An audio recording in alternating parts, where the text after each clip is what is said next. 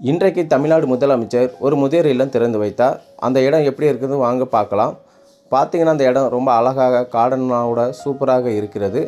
முதியோர்கள் உட்கார்றதுக்கு இடம் இருக்குது, பிஸ் தொட்டி இருக்கிறது, அங்கே பார்க்குறதுக்கு அழகாக இருக்குது, குளம் வச்சுருக்கு, அதில் பூக்கள் எல்லாம் இருக்குது.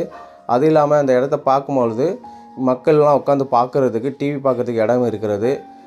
பார்க்க ரொம்ப அழகாக இருக்கிறது. ஒரு தனியார் முதியோர் இல்லம் மாதிரி இல்லாமல் ஒரு 5 ஸ்டார் ஹோட்டல் மாதிரி இருக்குது.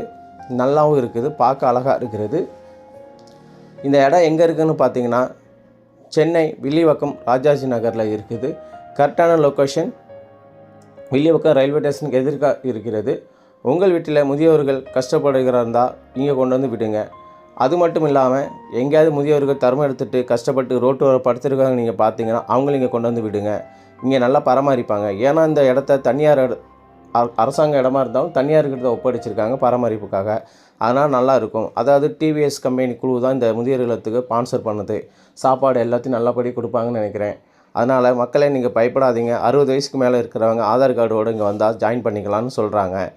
இந்த இடம் பார்க்க நல்லாவும் இருக்குது, அருமையாக இருக்குது. நிறைய இடம் இருக்குது. கிட்டத்தட்ட ஒரு 200-300 முதியோர்கள் தங்குற அளவுக்கான இடங்கள் இருக்குது. ஒவ்வொரு ரூம்லேயும் 10 பேர், 5 பேர், 6 பேர், 15 பேர் கொண்ட ரூமுகள் அமைக்கப்பட்டு இருக்கிறது. நீங்கள் உங்களுக்கு தெரிஞ்ச முதியோர்கள் கஷ்டப்பட இருந்தால் அவங்களுக்கு வெளிப்படையாக இந்த இடத்த சொல்லி அனுப்புங்க, உதவி செய்யுங்க. ரோட்டோரம் படுத்திருக்க முதியோர்களுக்கு உதவி செய்யுங்க. அவங்களெல்லாம் இங்கே வந்து படுக்க வைக்க அனுப்பி கொண்டு சேர்த்து விடுங்க. தமிழ்நாடு முதலமைச்சர் இதுபோல் அநேக முதியோர்களை திறந்து வைக்கணும். நிறையா வயசானவங்க கஷ்டப்படுறாங்க. அதே மாதிரி முதியோர்கள் இருக்குன்னு வீட்டில் வச்சு பார்க்காம அம்மா அப்பாவை இங்கே அனுப்பி விடாதீங்க. முடியாத போது இங்கே அனுப்பி விடுங்கள் முதியோர்களை.